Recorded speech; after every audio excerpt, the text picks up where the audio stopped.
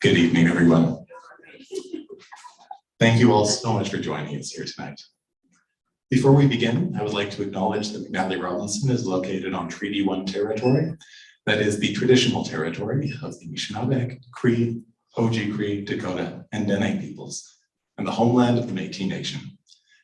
In addition, McNally Robinson Booksellers itself rests on the land once occupied by the Métis community of Roostertown. It's an honor and a privilege to be here tonight, and rest assured I will not take up too much of your time.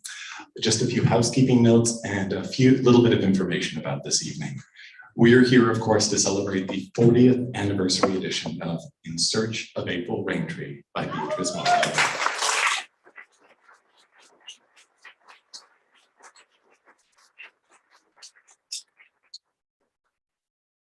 I'd like to offer my sincere thanks to HighWater Press for, of course, publishing this book, keeping it in print for so many years and in so many beautiful editions, and our friends at the Winnipeg International Writers Festival who are helping to co-present this evening as part of Thin Air 2023. And the festival director, Charlene Deal, will be out at the end of the event to say a few words about the festival itself.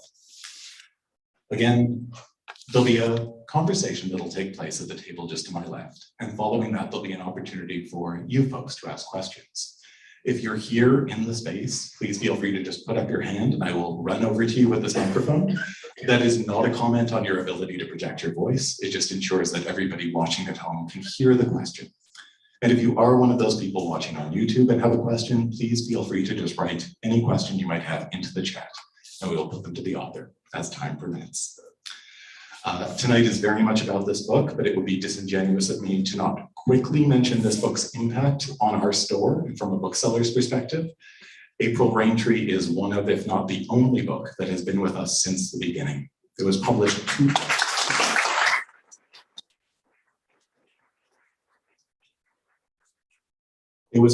2 years after our first store opened and has not left our shelves since then.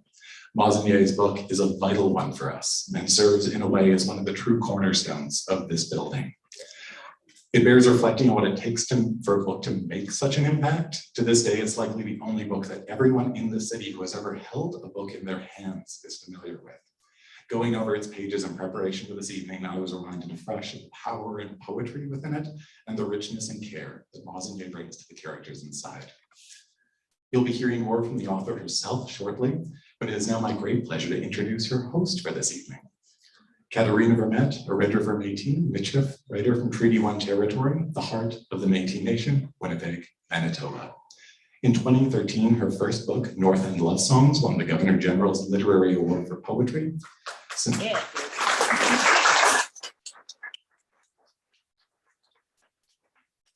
then, her work has garnered awards and critical accolades across genres. Her novels, The Break and The Strangers, were national bestsellers and won multiple literary awards. Her third novel, The Circle, followed suit and was an immediate bestseller, pretty much the moment it hit our shelves. Please join, and she is also the author of course, the graphic novel series and a series of books, the 7 Teaching series as well for children. The Girl Called Echo Omnibus just hit our shelves 10 minutes ago, so that is also available here tonight.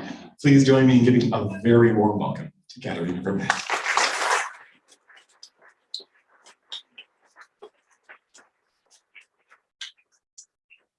Thank you, John. Mercy. Way to plug the Portage and Main books right at the end. You know, always good, always good. Merci, bonjour. I'm nervous. I'm just gonna put that out there. I have never been on this side of the table before. So I'm gonna start in a good way by introducing myself and then bonjour. Chikwanakadak Nadishnakas. Makisi Donam. Rudavia Rouge Michif Nedunjaba. Vejiko Mede. Zangi Gaboik Mede Nadishnakas. Nadenoi Maganuk. That is the first time I've ever done that in public. I'm so moved to be here with you today.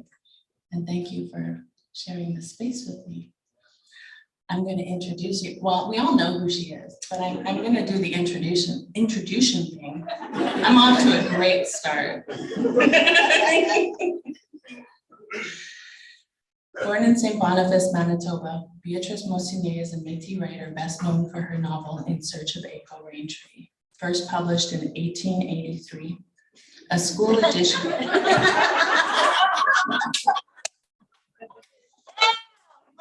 And so it begins. 1983. It didn't even faze me either. A school edition, April Raintree, followed in 1984.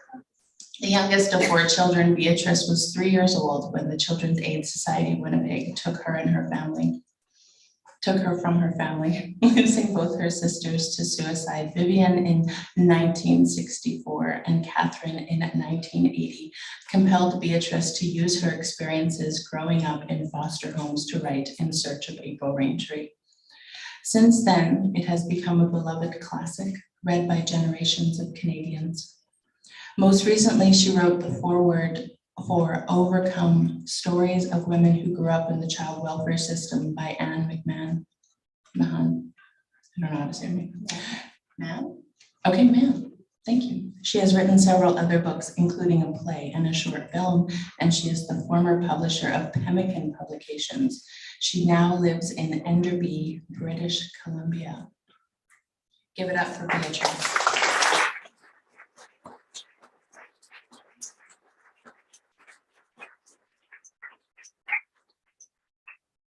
How are you today? I want to thank you first. So thank you. And thank you to everybody who helped organize this event. Mm-hmm. And thank you to the guests I've invited. And I know I missed some, but I see them here now, and it's really good that you came to help in the celebration of the 40th anniversary edition. So thank you. I want to first give shout outs to this beautiful, gorgeous book. I don't know if everyone's gotten a chance to get their hands on it. The art, Beatrice wanted to shout out to the artist, Betty Albert, who is here.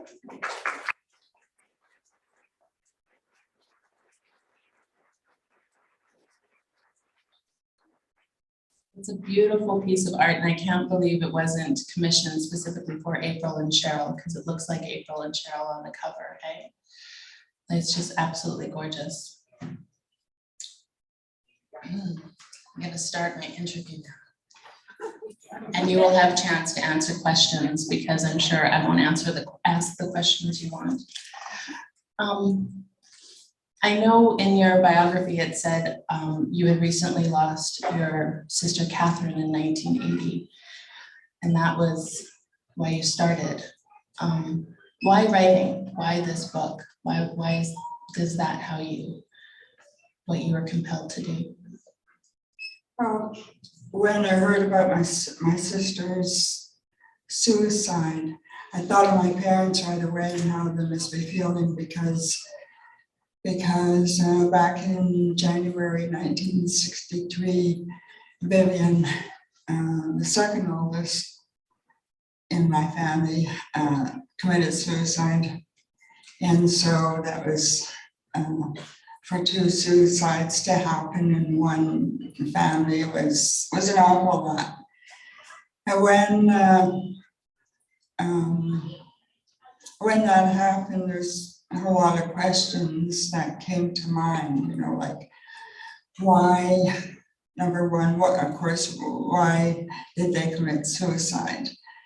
But then it was, why were my parents alcoholics? Why did we have to endure so much racism in our lives?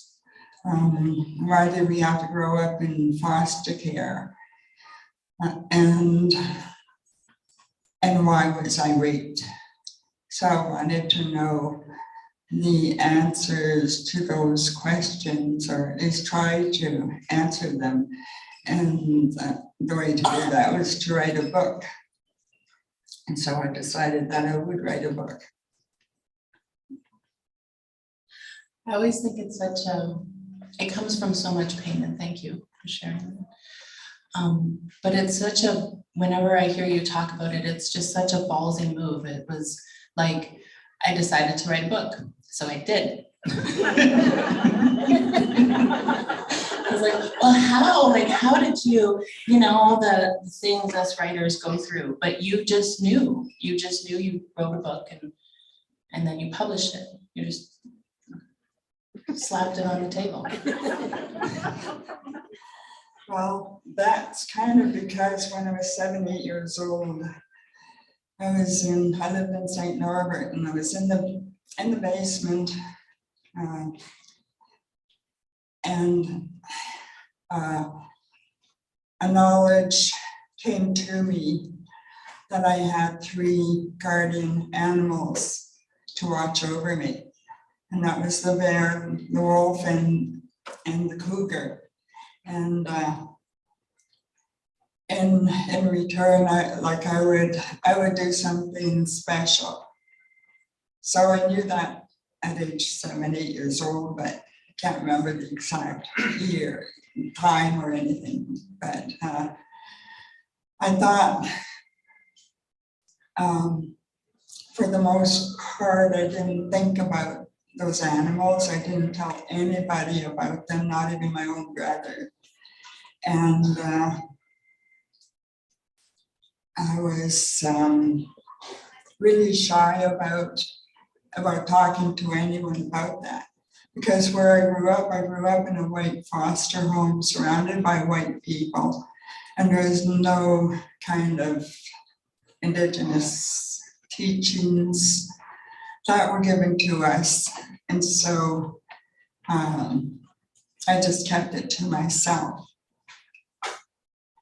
And that's kind of how it started. For like, when I think about it today, I think that it was an assignment given to me, and I had to fulfill that assignment. And so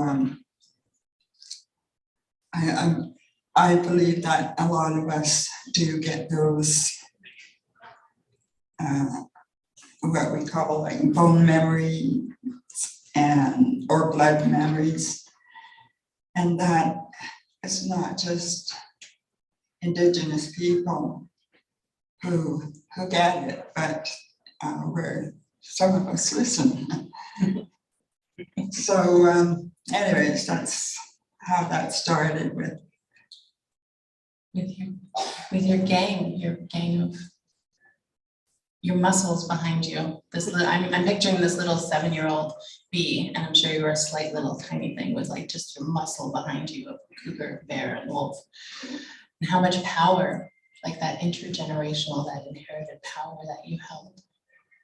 Yes, it was, because it wasn't something written down like catechism classes where you learned from books and people had written it down and you learned it that way. This was like traditional knowledge, and it comes to you sometimes, and sometimes it doesn't. And sometimes you listen, and sometimes you don't. That's right. You listen, and we're all so very grateful that you did. And you were the publisher at Pemmican at the time, right? Well, the book was published by Pemmican. I wasn't the publisher at the time, no. Oh, no, you just gave it to them and said, hey, do this? One of the first people who read my manuscript, because back then we didn't have any computers. So I had to type everything out, and then to try to improve the manuscript, I would cut pieces out and move them, and Jason went down with Scotch tape. So it ended up in a thick manuscript, but not, not for pages, just because I moved things around. So it got thicker. And anyways, one of the first persons to read that manuscript was Virginia Miracle. And she is somewhere, I saw her tonight. She's here. Anyway, yeah. We see you. Anyway, she was one of the first people to see that manuscript, and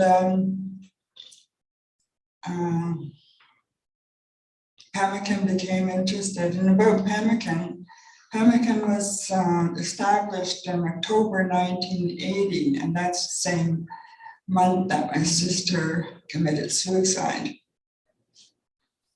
And that was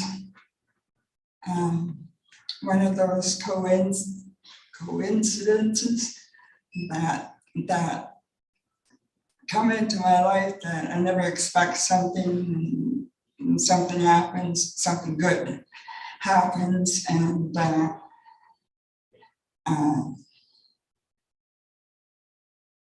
it reminds me that my parents are the ones who passed a blood memory on to me, and they're, to me, they were special people long before I even realized about the book. I hadn't written anything because I wanted to be an architect when I was growing up. And I never, I didn't have the brains for being an architect. Like academically, I was like a C student, not an A student. I was A in English and grammar. For math and sciences, that brought me down to the C's and sometimes B's. So I wasn't like a brilliant kind of person. But I think I had good instincts about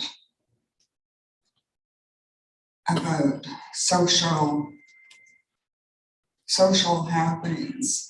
And the other thing that I had a lot of help with, and I was lucky for this, was that I ended up in a foster home that they had an encyclopedia, and they had lots of magazines of different kinds, and I was able to look through all of those, and they had architectural digests, so I was able to look at that, and it's probably why I got interested in that part.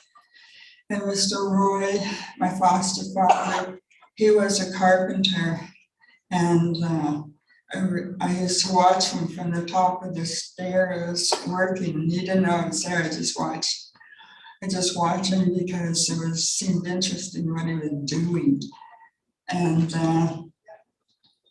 so anyways, all of that, I guess, made me want to be an architect. And but as I got older, that's when I was around 10, 11. And when I got older, like when I got to grade 9, one of my social workers took me for a tour of the University of Manitoba for the architect studies, and that's when I really realized I'm not going to be able to be an architect because I really didn't have the brains for it. I'm not being falsely humble or anything, I really don't. So, what was the question? Well, I would argue that you do for sure have the brilliance, and I'm so glad you weren't an architect. I'm so glad that you wrote this story instead. Were you surprised at the reception when April was put out into the world and Pemmican did publish? And Virginia published it, yes, and then it splashed into the world. I don't know why I did that, but I guess I was surprised like at I didn't even expect anybody would publish a book about two Métis sisters. I don't know, I just didn't think anyone would want to read that. And so, so in that respect, I was surprised at the reception of when it was published. And I always felt it was, you know, a good story. You know, I told a good story. That was how I thought about it. But it was absolutely, was it immediately incredible? Because I remember hearing about it when I became a teenager, and that was a good 10 years after, well, not quite, after it was published, but it was still a big deal then. Like everybody read this book. Everybody I knew talked about this book. Like, was it immediately popular like that? Well, yeah, it was, but I think it's because there weren't a lot of books that were like that. And when I worked in publishing, I had concentrated because of financial funding and that kind of thing. I had decided to publish children's books because I wanted the children of, you know, kindergarten, grade 1 to see positive things, you know, about their families and themselves. And Virginia and I, we brainstormed, and that's what we wanted to do. And we started out doing that, and then people came to us and asking us to either revised and republish a book that might have already been done. And so we worked that way too, but I think that's why April Raintree was so successful. In Search of April Raintree was so successful because at the time I thought, well, it doesn't have really a lot of competition from the mother.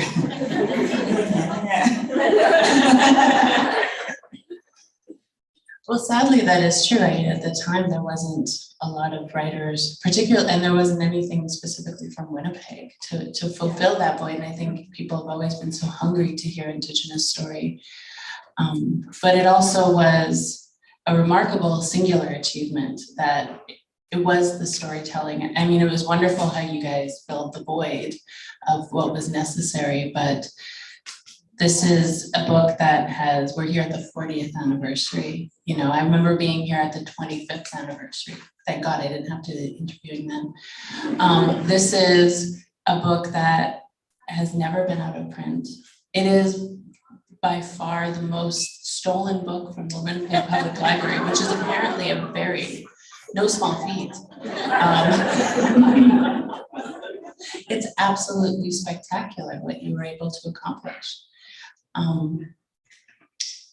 Well, this is a question. Oh, cool. This is a question I always like. What would you tell that little girl in the basement with her big bosses giving her assignment for her life? What would you tell her now? I wouldn't tell her too much because I never thought of it before. Ooh.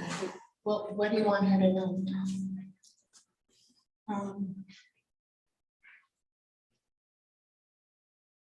Basically, that she did a good job. Understatement. A little bit. I have loads of other questions, but I do want to open it up to the audience for all of our questions. Yeah, that's what I'll do. Does anyone have anything coming off the bat, or do I have to? No, don't have to keep talking. We got questions. Oh, John's gonna come around with the microphone and like on, what's it talk, Jerry Springer? Is that still a thing? John's gonna run around like Jerry Springer. Bonjour, anem class. Saying donji, makoto them. I just want to acknowledge you and say thank you for your beautiful book. As an educator, I have done novel studies on the book like several times with my students. And it's one of the books that I always get that rapt attention, you know, so you bring a good story for them and they can identify and see themselves within the book. So I just want to say which for that. And there was once a question that was put forth when we did a novel study, and we just had discussed who was stronger, April or Cheryl? You know, like that Cheryl who was like so angry, you know. Yeah, I get that because I'm angry too, you know. I have that anger. And then you have April who, because she could pass, you know, deny her background. So I'm just wondering, what was your thoughts? Who was stronger?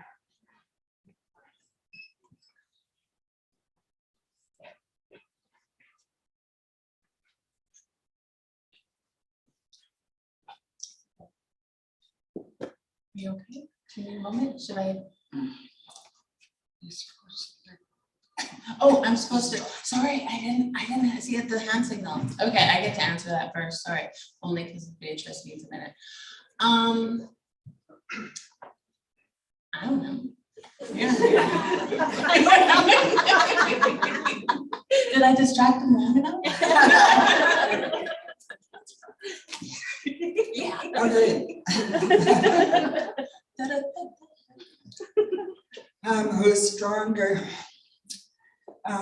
Well, both of them are equals in my mind because they gave strength to each other. And then they're going to give strength to other people as well. And like they're fictional characters, but a lot of them are based on me. And even though April was ashamed of being part Indian in the beginning,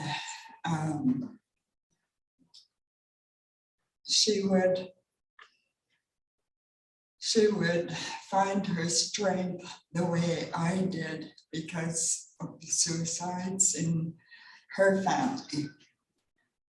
And instead of breaking you, it would make you stronger. So in the end, both are equals.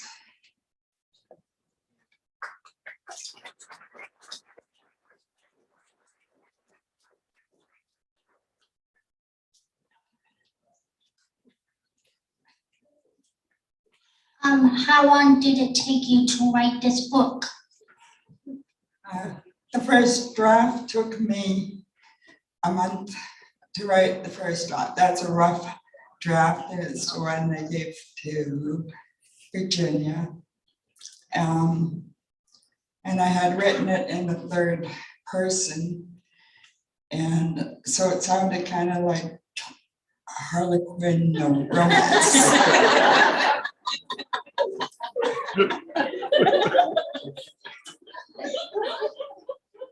So after Virginia, I was in touch with an editor from Pemmican, and they advised me to rewrite the book and do it in the first person. And that, when I tried that, it started coming together really well because people could, like I said, people could make it their own story if it was told in the first person. And you would come to accept it and know what it feels like to go through things that Cheryl and April went through. And I don't know, I think that's it. Is there still copies of the third person version that the first draft, like to study? Like, wouldn't that be an amazing novel study to like do like compare like how I can't imagine this book in not first person. I don't know. Okay, so we've actually, there's actually this trend of graphic novels that are going around. I mean, Margaret Atwood, The Handmaid's Tale was a graphic novel. Many of David A. Robertson's novels turned into graphic novels, and even Katherine and Vermette had written a few graphic novels, even though many of them were original plots. Is there an opportunity to maybe turn In Search of April Raintree into a graphic novel in the near future? Quite a possibility. Well, gee. You just gotta write that now. Not me. But I think Portage and Maine would be very, interested in that. I love that idea.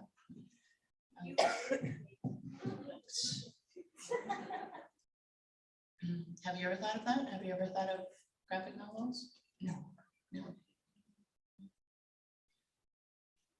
We get a bear, cougar, and all that one there. Yeah, Come Walk With Me as a graphic novel. That would be beautiful. Come Walk With Me as the memoir about this. But you mentioned your spirit animals in that one.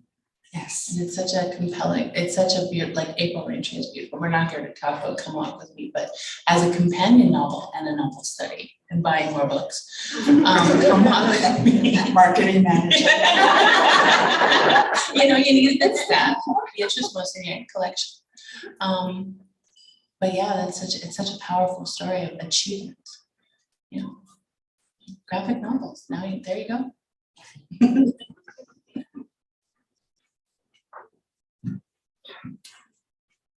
Yeah, just in the extension on like adaptation. So the fact that there's two versions of it, the one that's In Search of April Raintree, and then there's the juvenile edition or the novel study edition. Like, was there any particular challenges when you had to adapt it? Like, what was the experience of adapting it or changing it?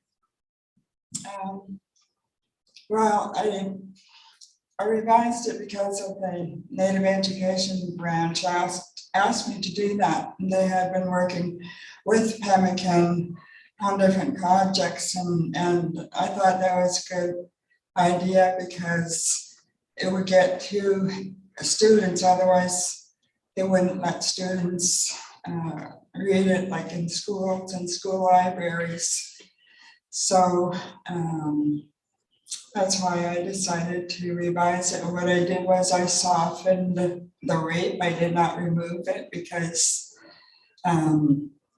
it's part of the story. It's part of like where the trial happens. It's, part of that reason.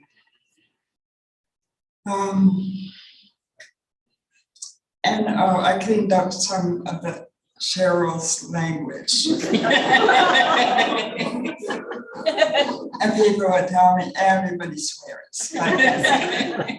But I thought, well, they can do that. Like, I just want to limit what I use in writing or anything. And I'm okay, with other people doing that. I don't have anything against it. I just didn't want to do it myself. Too much. In front of the kid, not in front of the kids. Not in front of the kids. That's like the ears.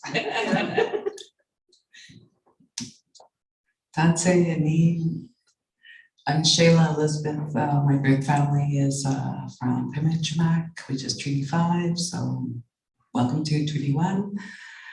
And I grew up in BC. So it's so awesome to hear you and talk about your book, Beatrice. My question is more of a writer. When you're writing after maybe you've experienced a trauma, or someone really close to you has experienced a trauma, how do you put the words down?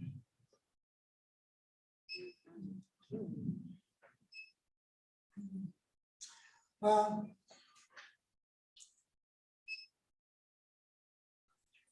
with the rape, when I wrote about the rape in April Raintree, that was about the most dramatic thing that had happened to me, I think, at that point, because it symbolizes for me a rape of the people, of Indigenous people.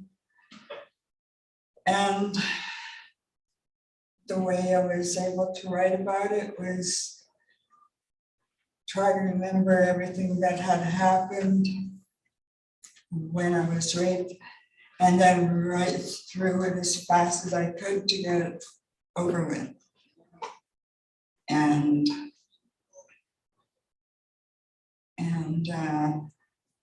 at the time, I didn't really want to think about it that much, but I wanted to remember what it felt like. And you know, the bathing and the smells, and when you close your eyes, what you see. But when you open them up, what you see, it's like, it's always there for a long time. And so it's like time will heal to a certain extent, but it will never heal completely. And what it does, what time does, is if you have time to put other things into your mind and think about other things, you can, you know, like volunteer or help people. Getting yourself busy with doing other things will keep your mind busy and not dwelling on something traumatic.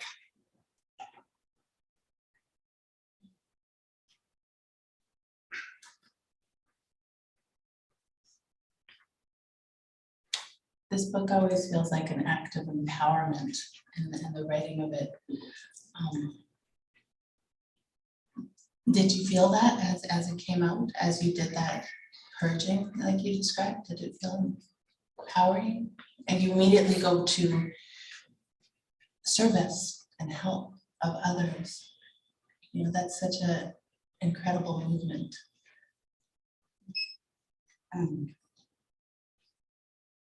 Sorry? I don't know what to say, because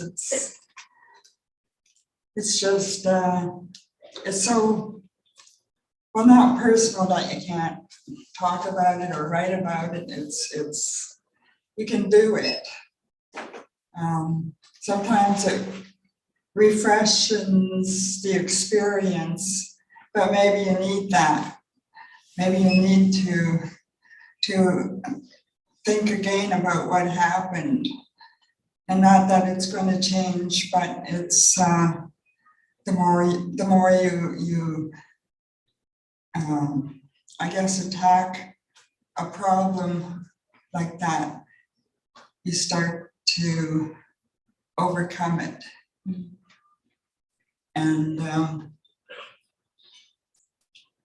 And as I said before, you know, you start keeping yourself busy, doing other things, and getting involved with other things that must interest you, because you didn't come out of being raped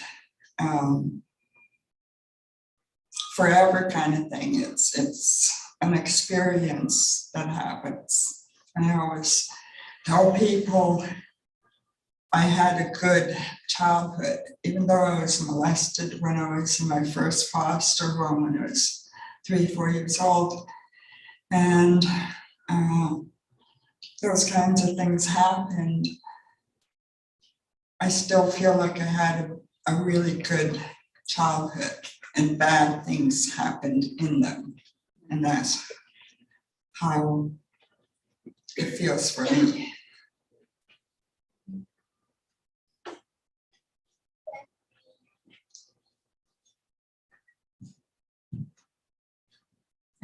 Hi, I'm an educator and a counselor, and I love stories and reading.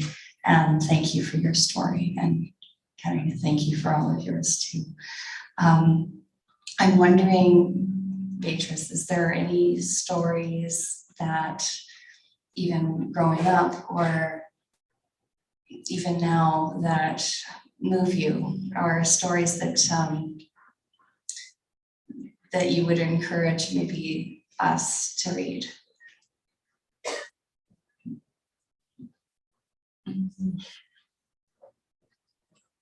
There's so many, and I would just say to keep reading a lot, all sorts of things about other people, about other issues, about politics. Those things are all things that you need to be involved with in your life in order to improve the quality of life for everybody else.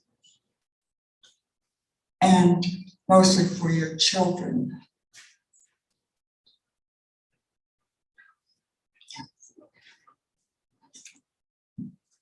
Go back to you. Hi, Bee. Hi. Queen Bee. All right. This is how you must address her. Kate, my lovely friend. My question centers around something you just said, politics.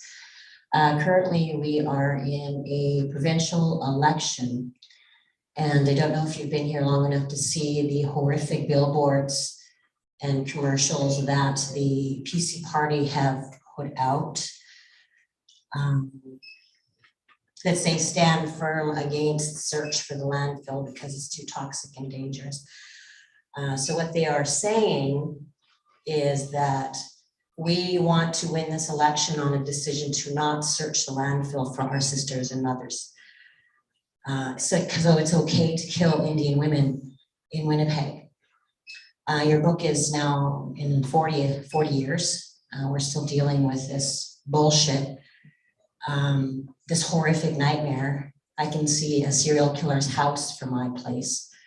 How do we begin to change this mindset in Canada and hear that it's okay to kill us 40 years after April Raintree came out? One of the books that I think did a lot of damage to put us into that mindset were, and I only know of it third hand. I didn't read this book by myself, but I heard other people talk about it, and it was Peter C. Newman's Company of Hudson Bay. What was it? Adventurers. Anyways, he describes the women of those time, of that time of those fur trade that they took part in orgies and things like that they wanted to be with white men, and they would do anything for them, kind of thing. And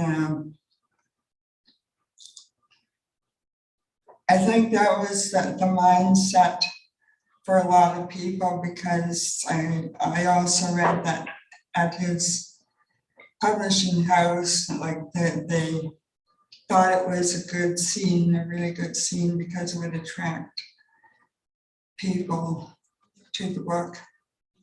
And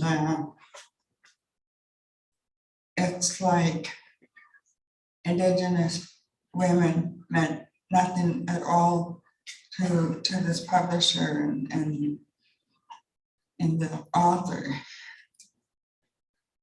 So we have to change it partly that way too, is by writing more books, and you guys are doing a good job. winning awards and being legitimate. And that's one of the things that you have to work on, is crossing that line, is that, so that people believe you, believe what you're writing, and believe in what you do. And I know that there's a series coming up, and it's called The True Story, and it's I think part 1 is already shown, and part 2 is coming up, but it retells the history, and it retells it truthfully, not because you can sell books, or because you want people's lands, or because you want to subdue, certain people and their families and the way of life. So we all have to work at that all the time, and continuously correct people who think the way that the PC party does. I think they're going beyond what they should be thinking about. That's, everybody has said that they would support this, except the PC party.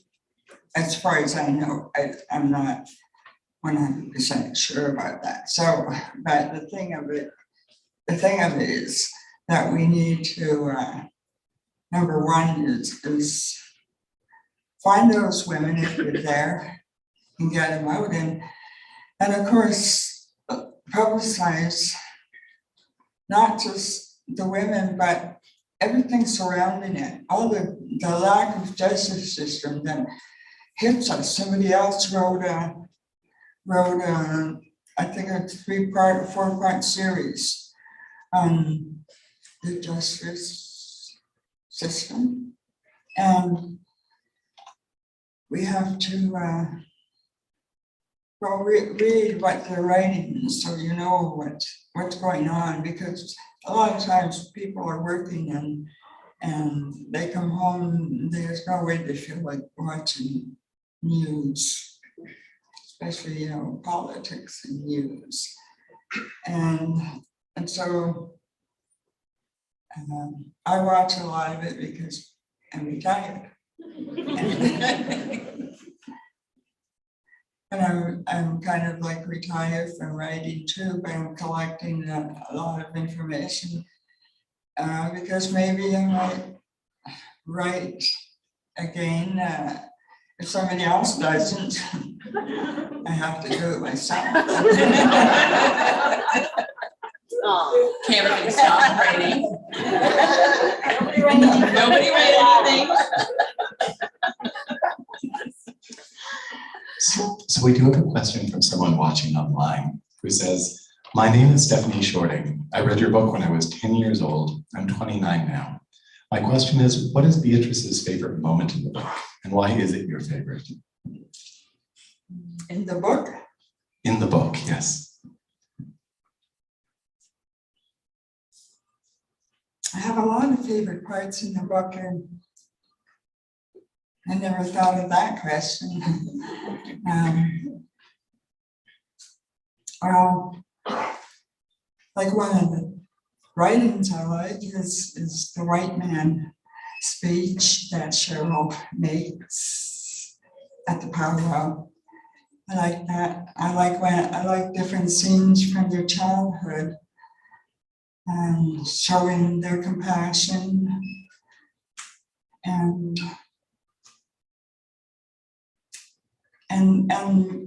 I guess most of all their innocence, because that's what you did when I talk about the rape of people. These people, a lot of them were innocents, and they did not, of course, nobody deserves any of it. But the children are the most innocent of us. And we shouldn't be hurting them. We should be loving them and wanting the best for them in the future, like in now and the future, and so that they could go on. It's just when you said something about empowerment, it's, or I don't know if it's, but when you talk about empowerment, that's why you would want to be empowered, not because you're going to make more money or make have more selfish power kind of thing. It's so that you can do really good things for other people. And I always use the word good, and it's so sort of flat, but yeah, it's what you need to do. Just be good. And so we do have one final question online before we'll move on to closing comments from both of you and then invite Charlene to the Writers Festival to come up. This is from Sherry, and she says, Wazoo, my name is Sherry. I grew up in the north end of Winnipeg. I had a question. I was wondering if Beatrice and Katherena had any advice for beginning writers.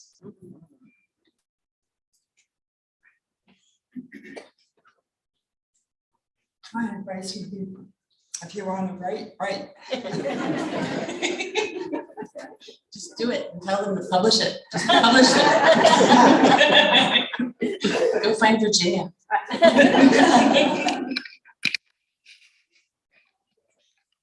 So if you both have anything to say at the end, you're welcome. We were offered this space for our closing comments, which I've never given a closing comment, so that's kind of funny. So my closing comment is just going to be reading the dedication in this beautiful, beautiful book, which everyone bought, right? Your hand is going to be sore signing all of these copies. And this is an important, especially important dedication right now. I dedicate this work to democracy. She gave me the freedom to write. Don't let anyone try to take her away. Exercise your right to vote and vote with all your might.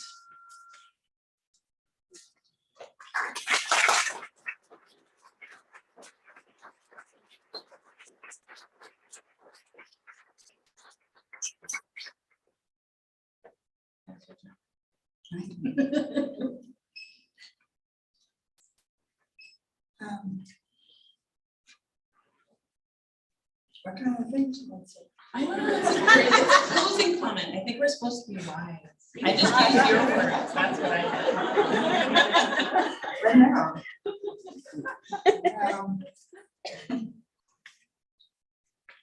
How does it feel 40 years later? No, I'm a little older. But I always think the important thing is that we maintain our hope and make sure we pass that hope on to our children, especially the youth today. And if you're feeling hopeless all the time because you're not going to ever get a job, or you're not going to be able to do things that you want to do, it's hard to see a reason why you should work for something that is probably not going to happen. And so it's maintain hope and spread it around.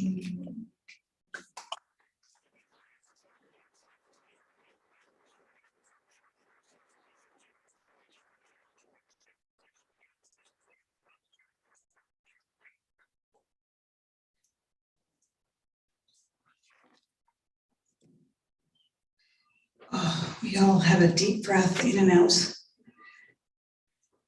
That was such a remarkable conversation, Beatrice and Katherena. I hope, Beatrice, that you can feel in this room this huge flood of admiration and gratitude for all that you have brought to all of us who read. For many people in this room, you're telling stories that are intimately familiar.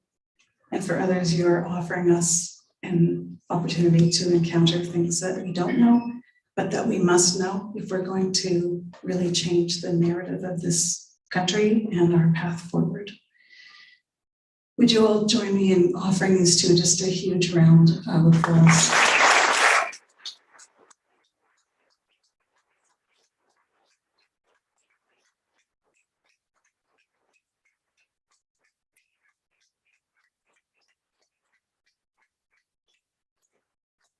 I know there are many writers in this room, and I think many of the writers who've been encouraged into sharing stories here have Beatrice Mosionier to thank for that. So I acknowledge all of you who are the storytellers and story keepers and story sharers.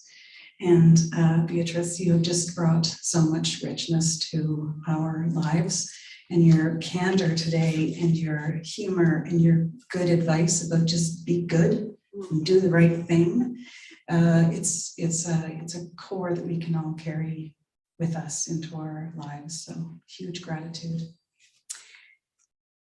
This event is part of Thin Air 2023. And it's an amazing gathering here, which I'm not too surprised about because Beatrice is beloved across the country and further afield and has been studied.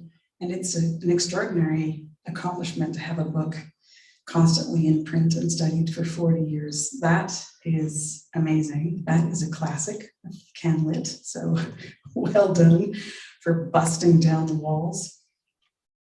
We'll be back here tomorrow night to mark the National Day for Truth and Reconciliation with Governor General's award-winning writer, Daryl McLeod. So I hope you can come back for that.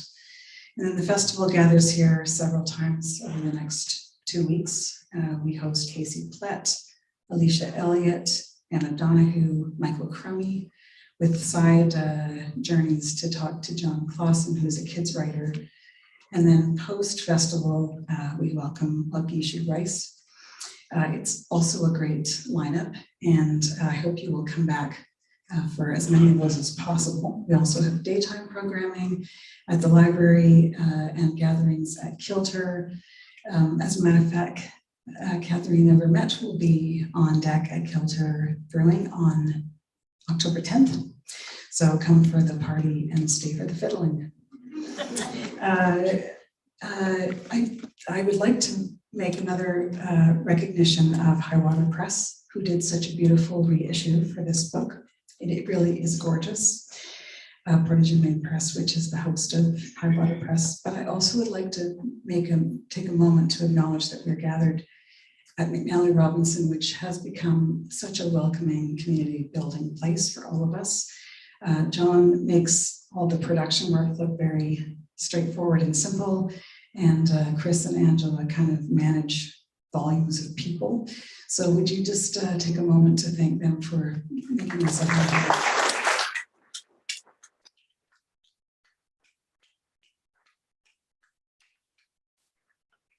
I would encourage you to get your hands on the festival program. We'll do it. I'm not sure that there's very many left around the store, but I know there's still some on the way out. And if you can't find them, I may be able to bring some. I've got a few more left in my car.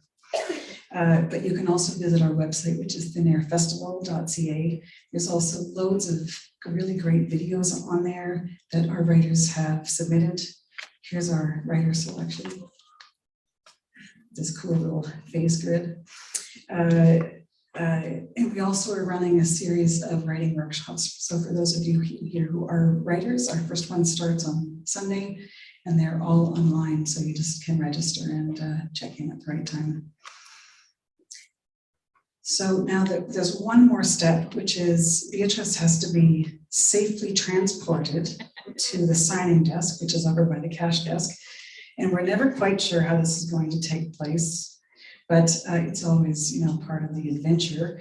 And you're asked to all stay in place until she has moved over there, just to facilitate her shift from space to space. And then you can line up there and get your book signed. You can buy the book after you get it signed, or you can buy it at the cash desk and then get into the signing line. Either way is perfectly reasonable, but the one rule is that you must pay for the book before you exit the store. They do it like that around here, and we were having a little laugh back there toward the end because there was a peep in my friend standing back there said, "I bet you that's copies of April Raintree disappearing out of the store." But anyway, you can't do that. You have to pay for it. So will you join me one more time for a really big round of applause for this evening?